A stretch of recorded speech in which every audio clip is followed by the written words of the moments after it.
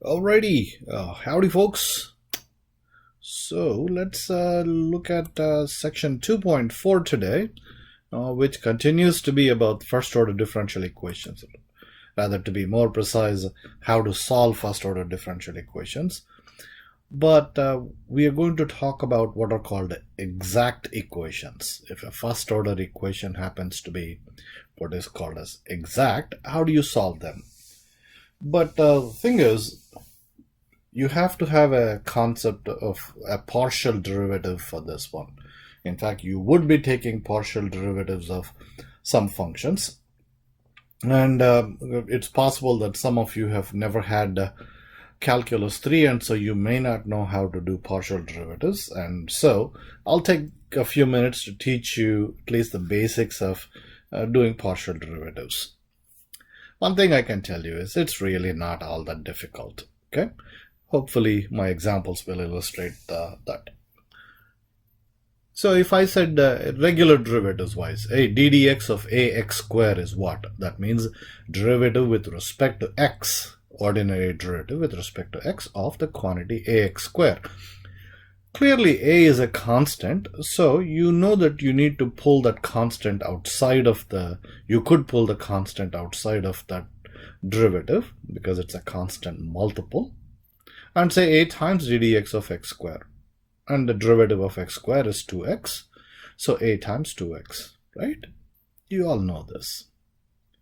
Now let me change that to a partial derivative with respect to x of yx square. Guess what? When you are partially differentiating with respect to x, you can treat y as a constant. That's the strategy. So if you treat y as a constant, can you pull that constant multiple y outside just like we pulled the a outside? Yeah, you can. And so it ends up being y times the partial with respect to x of x square. And just as ddx of x square is 2x, partial with respect to x of x square is also 2x. So you just end up with y times 2x. As simple as that. Yeah, if you want to write that as 2xy, go ahead and do it. Cool. Okay, now for this question, quite interestingly, we could ask this question. Hey, what is partial with respect to y of yx square? Partial this time with respect to the variable y. In that case, you have to treat x as a constant. That means if you treat x as a constant, automatically x square is also a constant. In fact, if x is treated to be a constant, any function of x should be treated as a constant. X to the n, x to x cubed, sine x, natural log of x. All of them will be treated as constants. Okay? So here, once again, we'll yank the x square out and say partial with respect to y of y. And so that's partial with respect to y of y is just like dy of y, which is 1. So x squared times 1. Right? If you're I have a feeling that you must be finding it, oh, that's so simple, man. And if you are, then you are entirely right. It is really, really that simple. So next I'll throw slightly more complicated one. But in fact, this is not any more complicated than me asking you, hey, what is dy of y sine ay square? You see what I'm saying? I replaced the x square with an a and made this into a regular derivative. Would you have any problems differentiating that using product rule and perhaps chain rule? No, it's exactly the same thing. Instead of a regular derivative, we have a partial derivative with respect to y, but x square can be thought of as a constant. And so let's go ahead and do this. So would you agree? We should apply product rule here first. Y times the first function times the derivative of the second function. Now tell me now, what is the derivative of sine of x square y square with respect to y when x square is treated as a constant? Would you say as a first bit cosine of x square y square times, chain rule says, you need to multiply that by a derivative of x square y square itself. Are you with me on this one? Let me repeat that. Applying the product rule, first function y times the derivative of the second function, which is going to be cosine of x square y square times the derivative of x square y square itself with respect to y, where x square is treated as a constant. Would you agree? It would give us y times cosine of x square y square times the derivative of x square y square is x square can be pulled out as a constant times the derivative of y square is 2y. So that takes care of the first function times the derivative of the second function, plus the second function, the sine of x square y square, times the derivative of the first function, which is the derivative of y with respect to y, which is 1. That's what you see here. As simple as that. Maybe in the next step I may have simplified this a little. For example, I may have said 2x square, y times y is y square, so 2x square y square cosine of x square y square. That's it. But as a concept, I'm sure you found it to be not so difficult. Okay? Okay, same problem, but with partial with respect to x. How would we do it? Do we need to apply product rule here? No, because y is to be treated as a constant, and so we have a constant times some function of x. So that constant multiple can be pulled out. So y times the derivative, partial derivative with respect to x of x sine of x square y square. So, which would be cosine of x square y square times the derivative of x square y square itself, but with respect to x, where y square is treated as a constant, y square times the derivative of x square is 2x. Right? Now, in the next step, probably I simplified 2x, y times y square is y cube. So recognize that and wrote this way. Right? What is that? 5 minutes? I taught you how to do partial derivatives. It is really that simple. Okay. And also, as we work more problems, I'll try to do more partial derivatives and show you how it works. Cool. Now let's go to the definition of an exact equation. A differential equation of the form m of xy dx plus n of xy dy equals 0 is said to be exact if partial m with respect to y equals partial n with respect to x. Okay.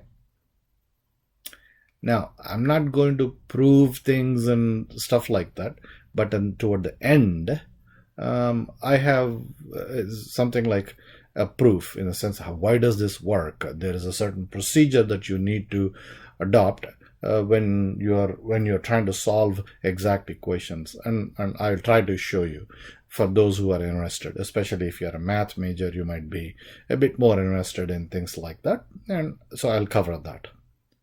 Okay, but for the rest of us engineers, basically all I'm saying is if you see a differential equation, first order differential equation of this form, if you want to find out whether it is exact, then all you do is verify whether partial m with respect to y, that is this guy, the coefficient of dx is m, take the partial derivative of it with respect to y, ask is that equal to the partial of n with respect to x? That's it. Okay. If that is the case, then this is how you solve the exact equations. There are 3 steps in this one. Okay. First, you need to find something called f of xy. And how do you do that? You have 2 ways of doing it. Either follow A or B. The first path, A, says you integrate m with respect to x. Cool.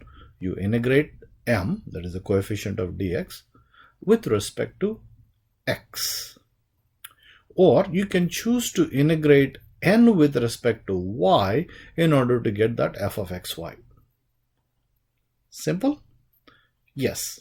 Second, then what happens is when you integrate either m with respect to x or n with respect to y, you end up with an integration constant, quote unquote constant. The reason I put that quote unquote constant is a constant won't be just like a c that we typically get. Okay, please pay attention to what I'm about to say. Here, m is a function of x and y. We are integrating with respect to x. So the constant, in fact, could be a function of y. It doesn't have to be just a constant. Even if the constant were to be a more general some function of y, that would still be treated as a constant. Right? Because, as we saw in partial derivatives, if you are differentiating partially with respect to x, any function of y, any terms of y or any function of y could be treated as a constant. So the most general constant when you are integrating partially with respect to x is some function of y, some arbitrary function g of y. That's the idea. That's why I put constant in quotes. Okay, so to find that constant function, that constant g of y or g of x, whatever the case may be, there's something that you need to do. In step 1, if you have chosen to use part A, that is, you integrated m with respect to x, then in the second step, you should set partial f with respect to y equal to n of xy. Are you with me? If you chose to find f by integrating m with respect to x, in the next step, partial f with respect to y must be set equal to the other function n. On the other hand, if you chose to find f by integrating n with respect to y, in the second step, you set partial f with respect to x equal to m of xy. Cool? In a way, this is sort of how it's working. You must make use of both m and n. If you used m in the first step, use n in the second step. Or the other way around. Cool? That's the whole idea. And by the way, when I said partial f with respect to y, where is that f? That f is this guy, what you found in the first step.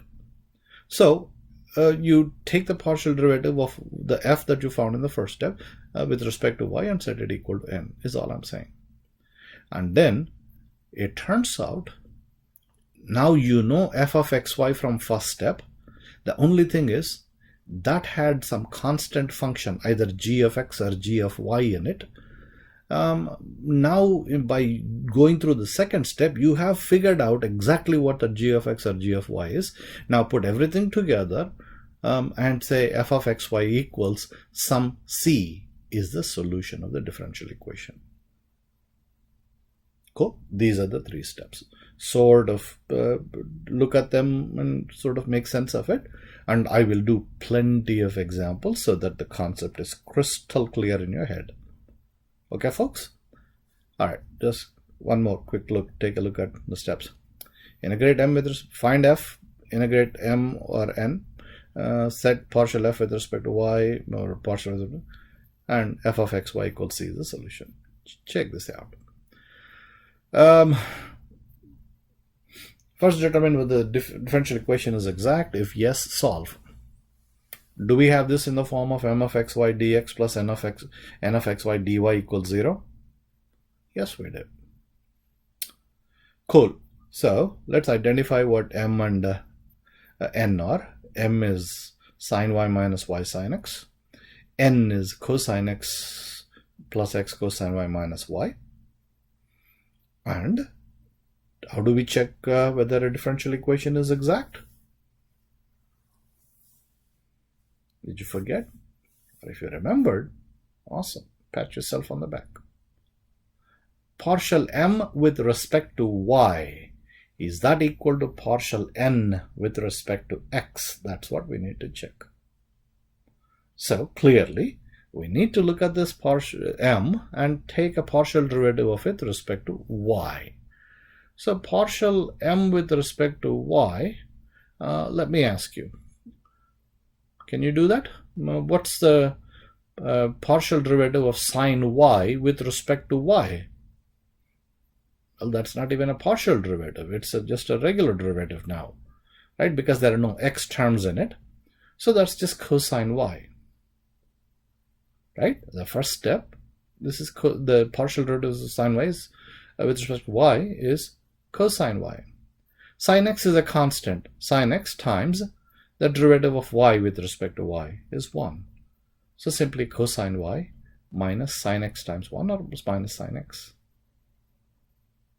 Cool. What's partial n with respect to x? Derivative of cosine x with respect to x, negative sine x. Derivative of x cosine y with respect to x, cosine y is a constant, times the derivative of x is 1, so cosine y, minus the derivative of y with respect to x, the partial derivative of y with respect to x. Don't say dy dx.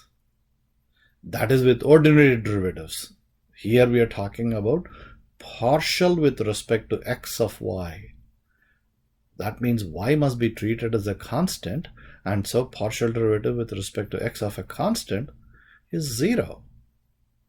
So the last term's derivative would actually be 0 in this case, only because we are doing partial derivative with respect to x. Cool. So this gives us negative sine x from the first term, plus cosine y from the second term, and a 0 from the third term. Lo and behold, partial m with respect to y is exactly equal to partial n with respect to x. Right? So, we say, yep, since partial m with respect to y equals partial n with the equation is exact. And now, you remember the the 3 steps. The first step is find f of xy. And there are 2 ways of doing it. You can choose to use you can choose to find f by integrating m with respect to x, or n with respect to y. So this time, I appear to have chosen option A, which says find f of xy by integrating m with respect to x. Right? This is a partial integration. I wish they had put the partial x symbol here, but apparently they don't do that. And so let's go with just dx, but with an understanding that since we have a function of both x and y, this is actually a partial integration, which means you need to treat y as a constant. Cool. Now, please be careful. What is integral of sine y with respect to x? Do not say negative cosine y, because we are partially integrating with respect to x, but this happens to be sine y. So sine y is just a constant, as if it is like sine pi. If I say, hey, what's the integral of sine pi with respect to x? You will say sine pi times x, right? In the same way, sine y times x, or x sine y. Cool? And then minus y is a constant, integral of sine x with respect to x. Oh, that is clearly negative cosine x. So minus y times negative cosine x became plus y cosine x. Right? So we integrated both the terms. So plus what? Oh, we have to have integration constant, right? Is that a plus c? No. Do not say plus c, because we are partially integrating with respect to x, so the quote-unquote constant could in fact be some function of y. Called it g of y here. Cool? All right. So we found f of xy, and it contains a g of y. So our objective is to find f of xy completely. We are almost there, except that we don't know what this generic g of y is. If we figure out g of y, which is what we're going to do in the next step, we'll say all this stuff, x sine y plus y cosine x plus whatever g of y turns out to be, equals c, is the solution of this differential equation. Did you get that? Pay attention to that, please. If in the next step, if and when we, in the next step, we find the precise value of g of y, precise expression for g of y, then our solution in the third step is going to be x sine y plus y cosine x plus whatever this is equals c. You must set that equal to c and say that is the solution. Cool? All right. Now, how do we find g of y? Step 2. What does step 2 say? In step 1, if you chose option A, in step 2, you better make use of n. How do you make use of n? Having made use of m in the first step, you set partial of f with respect to y equals n of xy. Cool? Partial f with respect to y equal to n of xy. And so that means we need to take the partial derivative of this whole thing on the right hand side with respect to y. Get busy. What's the derivative of x sine y partially with respect to y?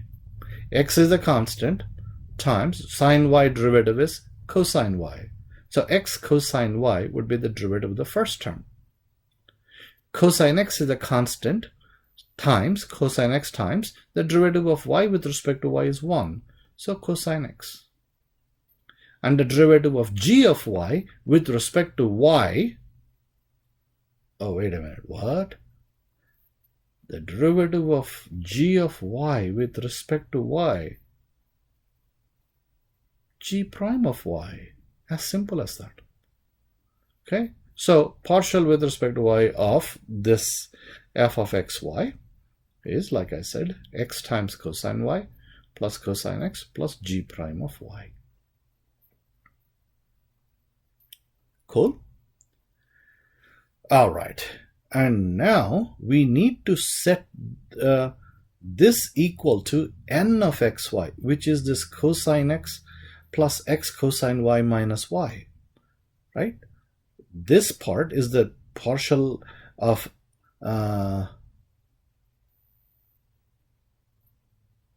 partial f with respect to y, and the right hand side is n of xy. Lo and behold, something happens when we do this. When we set this equal to n, there's a cosine x here and there's a cosine x. So they cancel each other, or subtract cosine x from both sides. Similarly, x cosine y and x cosine y here, right? They disappear, leaving us with what? G prime of y on the left hand side equals negative y on the right hand side, right? So one thing I told you is, after this first step, I said, hey, look at this one. There's a g of y. We don't know what g of y is. In the second step, we will figure out exactly what the g of y is. Are we almost there? Notice, I got g prime of y to be negative y. Our intention is to find g of y. Can we do that? Yeah, if I tell you the derivative is negative y, can you tell me the function itself? Integrate. So to find g of y, integrate with respect to y, and you're pretty much done. You get negative y squared over 2. Right? you don't have to put plus c for one simple reason. I'll show you. Okay, so once we know g of y, do we know f of xy completely now?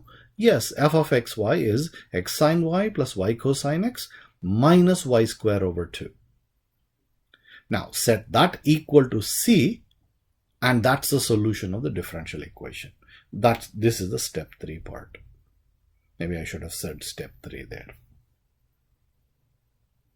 I know I went through quite a few steps, but you solve a few problems and this process becomes crystal clear in your own heads. You don't even have to think about it. Okay? So I mentioned, let me clarify that. I said, hey, when you got this integral negative y dy is negative y square over 2, how about the integration constant plus c, man? You don't have to, because notice, we do have a c accounted for in the solution. Okay, what do I mean by that? Suppose we got a bit over enthusiastic and said, all right, I'm going to add a plus c1 to this, not a c. It's only to differentiate from the c over here. So let's say plus c1 is my constant. And so what would we have? We have a minus y square over 2 plus c1 equals c. Right? But can we not subtract the c1 in that case from both sides and we get c minus c1? Isn't c minus c1 an equally arbitrary constant as c itself? That's the idea. So you don't need to add an integration constant here, plus c here, because it is somehow taken care of when we write the final solution. All right, folks? I'll do a few more problems. Cool. Next. What about this? Y cubed minus y squared sine x minus. Is this exact? If exact, solve. M of xy is y cubed minus y squared minus sine x minus x, y squared sine x minus x, and I just wrote precisely what m and n are. The next step is, anybody? How do we check exact? Try to recall. So this is the thing, as you are learning this whole thing, if you can make an effort to recall from your memory, that helps you a lot. You need to verify whether partial m with respect to y equals partial n with respect to x. So the first order business is to find partial m with respect to y. Cool. What is partial m with respect to y? Quickly. First term, derivative with respect to y, 3y squared. Second term with respect to y, sin x is a constant, the derivative of y squared is 2y. So minus 2y sin x. The derivative of x with respect to y, 0, because x should be treated as a constant. So we end up with 3y squared minus 2y sin x. Cool. Partial n with respect to x. First term, we are differentiating with respect to x. So 3 is a constant, y square is a constant. So 3y square times the derivative of x is just 1. So this is 3y square. The derivative is 3y square. Similarly, 2y is a constant. The derivative of cosine x with respect to x is negative sin x. And so 3y square minus 2y sin x. And it looks like we have partial m with respect to y equal to partial n with respect to x. So the equation is exact. Cool? All right. Now, on purpose, in step 1, I'm choosing option B. What's this about? Oh, it's about finding f. How do you find f? You can either integrate m with respect to x or n with respect to y. So in this problem, just to demonstrate it doesn't make any difference, I'm choosing to integrate n with respect to y to find f. Cool? So there's a 3xy squared plus 2y cosine x, which is n, integrating with respect to y. Let's see what that would turn out to be. 3 is a constant, x is a constant. the integral of y square is y cube over 3. 3x times y cube over 3. Plus 2 is a constant, cosine x is a constant, integral of y is y square over 2. So when simplified, that's what you end up getting, right? Plus the integration constant. Careful. What should the integration constant be now? We are integrating partially with respect to y, so the integration constant should be some function of x, not just a plus c. So I said g of x. Cool? Right. In the first step, if we found f by integrating n with respect to y, in the second step, what should we do? We must make use of m. How? Partial f with respect to x must be equal to m. That's what we do. We set partial f with respect to x equal to m of xy. What does that mean? Go to this guy, expression, and differentiate partially with respect to x. So let's get on with it. What's the, I'm a nice guy. I wrote down patiently, partial with respect to x of f. Cool. What's the first derivative of the first term? Y cube is a constant, derivative of x is just 1. Y square is a constant, derivative of cosine x is negative sine x. G of x, the derivative is g prime of x. So there we go. Y cube minus y square sine x plus g prime of x. Cool.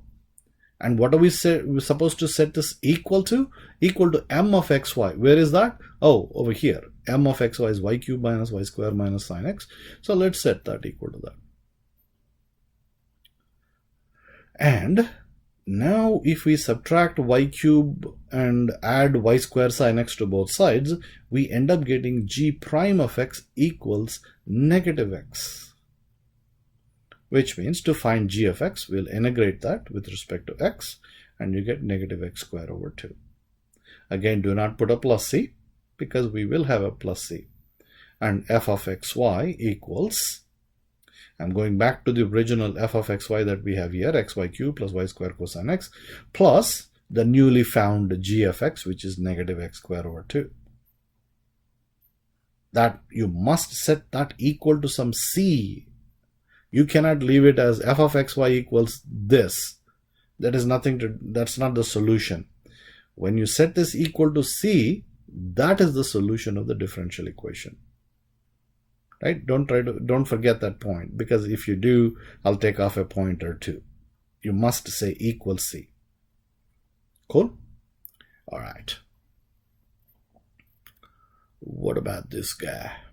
M of xy is 3x squared y plus e to the y. N is the second coefficient, the coefficient of dy. Partial m with respect to y is first term. 3x squared is a constant, derivative of y is 1. So just 3x squared.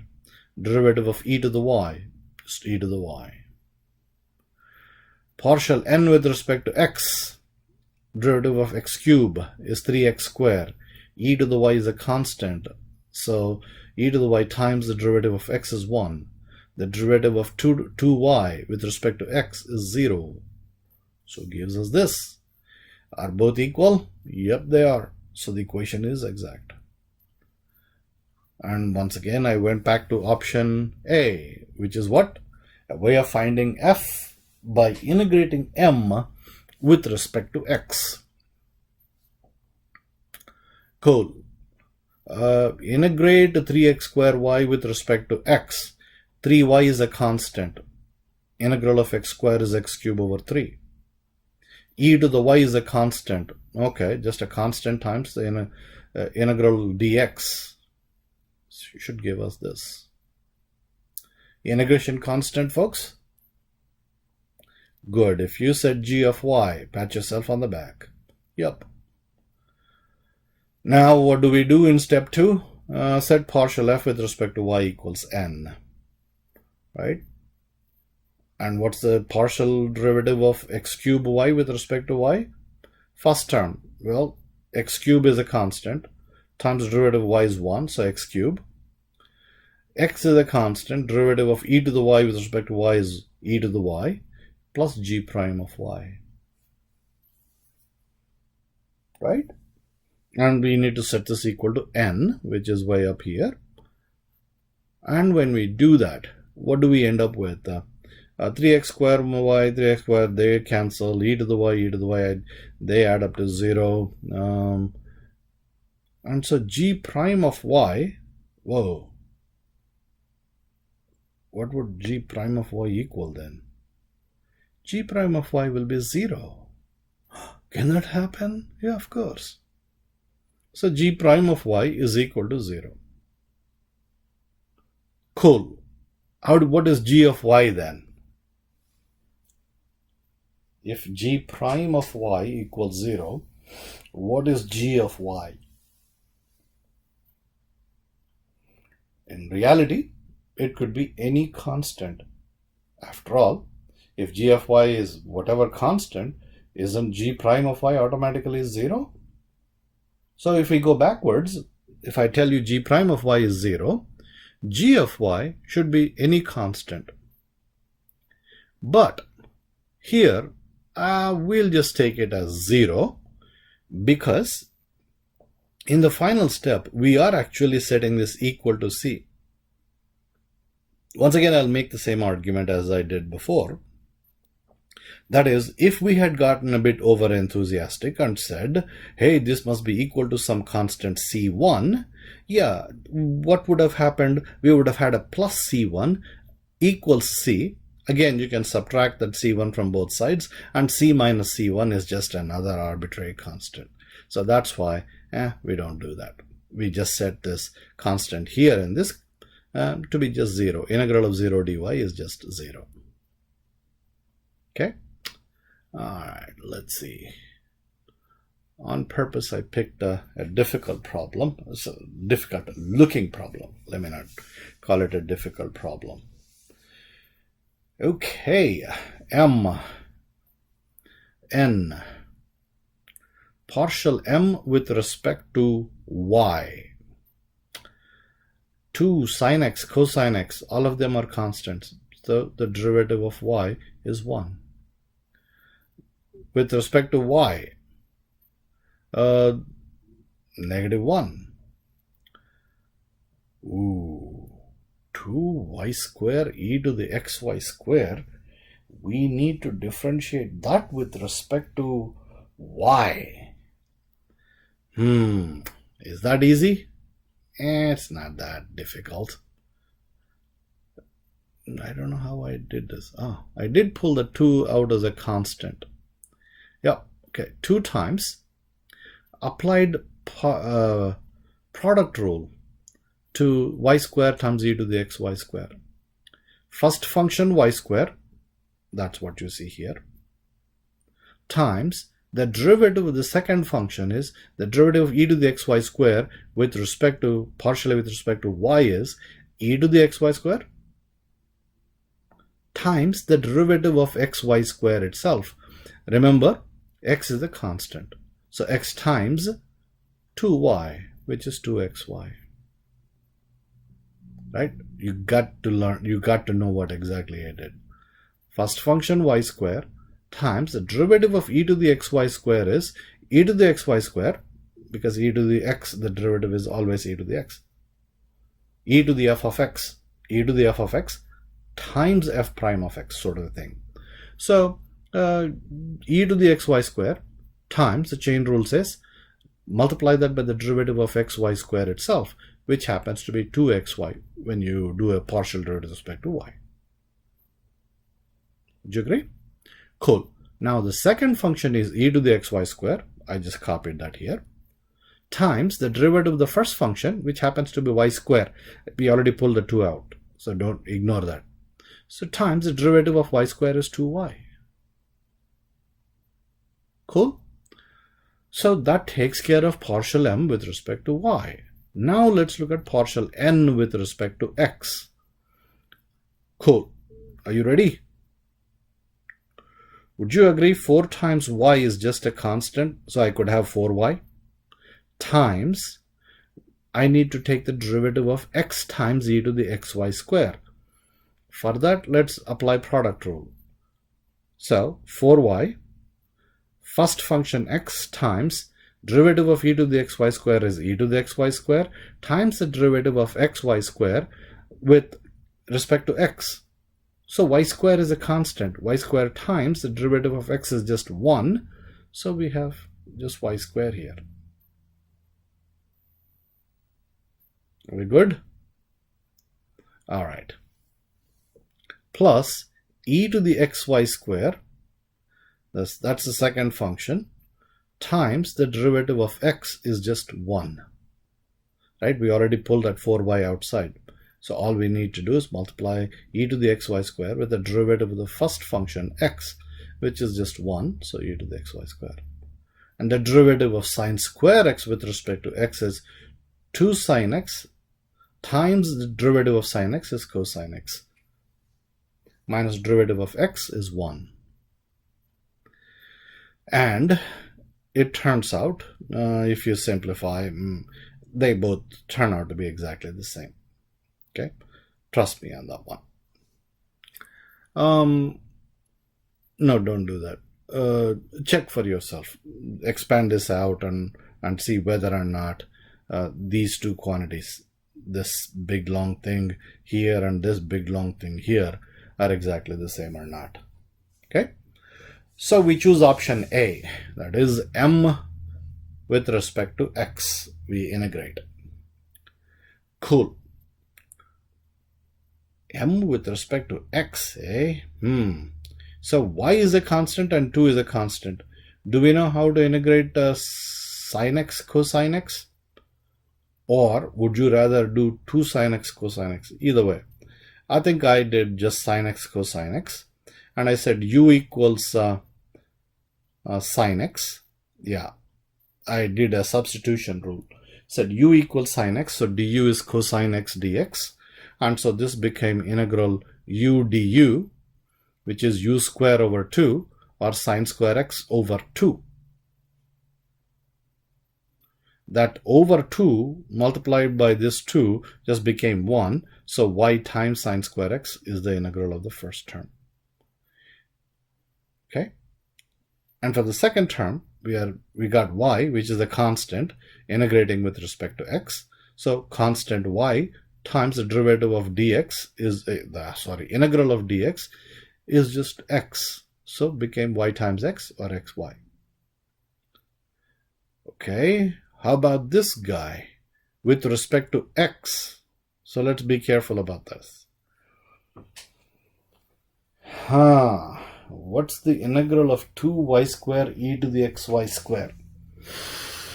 Check this out. Is 2y square a constant? Yes. E to the xy square, maybe should I put it this way? Okay. What is the integral of e to the ax dx, folks? Isn't that 1 over a e to the ax plus c? Right? Now, is this y square playing the role of an a here as we integrate? Think of it as we are integrating e to the y square, which is a constant x, with respect to x. So 1 over y square times e to the y square x. Right? So when I do that, and there is already a 2y square times 1 over y square e to the y square x becomes, the 2y square over y square became a 2, and this is what we end up with. Cool? So if you want, you just go ahead and do that yourself and satisfy yourself. Cool. All right, so we have g of then the g of y is the integration constant. Set partial f with respect to y equal to n of xy, and here y sine square x with respect to y, well, sine square x is a constant, times 1 minus x is a constant times the derivative of y is 1, so minus x. 2 is a constant, 2 e to the xy square times x times 2y, or 2xy, plus g prime of y. Set that equal to partial f with respect to y. We need to set that equal to n. So set that, do that. And this is a 4xy e to the xy square. That cancels. Sine square x goes away. X, that goes away. And so you have g prime of y equals 0. And g of y is just 0. And we are in business. Cool. So that derivative and integration, just a little on the harder side, but other than that, it's simple. Now, as promised, for especially the math guys, and all for even for the engineering guys who are curious about stuff like this, here is the idea. Before I do this, if you don't understand this, please do not worry about it. I'm not going to test you about this on a test or anything like that. So, let's move on. Y equals f of x implies dy equals f prime of x dx. Would you agree with that? With the concept of a differential. Now, on the other hand, what if you had z equals f of xy? Just as y equals f of x, z equals f of x and y. Then what would dz equal? So those of you who took Calc 3 know that dz in that case would be partial f with respect to x times dx. Partial f with respect to x times dx plus partial f with respect to y times dy. Okay, this is what you learn in Calculus 3. Now, if z is a constant, right? Z equals f of xy. Let's say that is just a constant. Then what can you say about dz? I don't know, man. Well, no, you do. If y equals f of x, let's say y is a constant, what is dy going to be? Well, f prime of x is going to be 0, so 0 times dx is 0. It's exactly the same thing. dz would be 0. Cool. So, if z equals f of xy equals c, implies, what's up with this arrow on both sides? That is, if and only if. That means both, if this z were to be equal to c, then the right side must be true, and if the right side is true, the left side must be true. Okay, so here, z being equal to c automatically means dz must be 0. That is, this partial f with respect to x dx plus all of this must be equal to 0. Right? Now notice what we are saying. If our differential equation happens to be in this form, that is partial f with respect to x dx plus partial is equal to 0, then we can say f of xy equals c is the solution. Cool? Let me repeat that. If you happen to have a first order differential equation in such a way that partial f with respect to x dx plus partial f with respect to y dy equals 0, that's the differential equation, then automatically f equals c is the solution. But then that's not the form we have, partial f with respect to x times dx. In fact, we typically have some m of xy dx and n of xy dy. Right? So what I'm saying is, if it is the case that that m that you have happens to be some partial f with respect to x, and the n that you have happens to be some partial f with respect to y, then f of xy equals c is the solution. Okay. So, but then when you know m, how do you check whether that m is actually equal to partial f with respect to x? You don't know f. Please pay attention to this part. Earlier, I said, if you have a differential equation m dx plus n dy equals 0, in such a way that m equals partial f with respect to x and n is partial f with respect to y, folks, you're done. F of xy equals c is a solution. But then, you don't know what f is.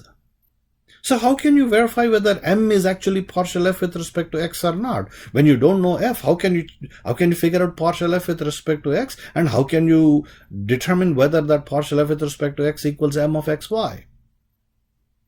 And here is where the cleverness of mathematicians comes up.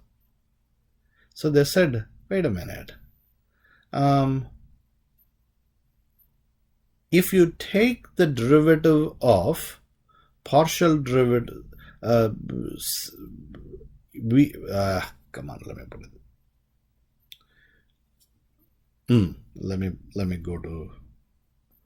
Let me go to this guy. We want to find partial f with respect to x equals m, right?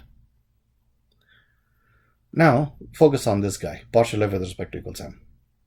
What if we take partial with respect to y on both sides? Then we have partial with respect to y of partial f with respect to x. What is that equal to? That is equal to second partial of f with respect to x and y. Okay. And so on the right hand side, we have partial m with respect to y. Right? Cool. Now, here, if we were to if you partially differentiate both sides with respect to x, what would we have? Partial with respect to x of partial f with respect to y is second partial of f with respect to x and y. On the right hand side, partial of with respect to x of n is partial n with respect to x. On one hand, we have second partial f with respect to y and x. And here we have second partial of f with respect to x and y. That means the order in which you differentiate with respect to which one is different. But in calculus, you learned that the order doesn't matter. Second partial of f with respect to x and y is in fact equal to second partial of f with respect to y and x if they are differentiable and there is continuity and all kinds of things are established in most general cases. This is in fact true. The order doesn't matter. With respect to x and y or y and x, both the derivatives are the same. So that shows us all we need to do is simply verify partial m with respect to y equals partial n with respect to x. If that happens, you're guaranteed that your m is in fact equal to some partial f with respect to x, and n will be partial f with respect to y. And that's what allowed us to figure out f. And once you figure out f equals c is the solution.